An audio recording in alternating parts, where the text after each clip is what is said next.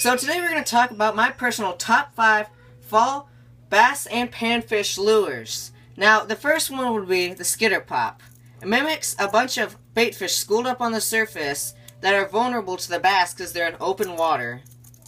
And the next one would be the floating jerkbait that mimics a dying baitfish that is struggling. And the next one would be the swim bait. Mimics a baitfish that got stranded from the rest of the school and is scared. And the next one would be a spinnerbait. It mimics a small school of baitfish that is vulnerable to the bass. And the next one would be the rattle trap that mimics a hurt or dying baitfish because it gives off a little bit of rattle there that makes a sound that the bass thinks that it's dying. So now let's go on to the panfish lures.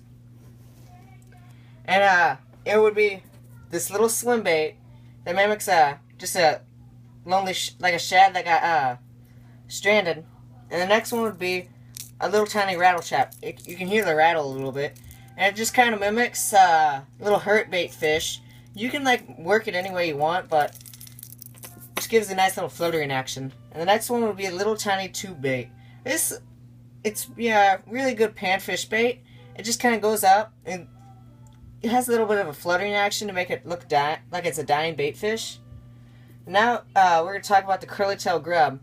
The tail kind of flaps in the water, and it just kind of mimics a little tiny swimming like baitfish. And the next one would be a little rooster tail. It's kind of in a shad color, and it's great because it mimics kind of like two baitfish, kind of like a small school, and it's very vulnerable to the bass. So that's it for today, guys. Out.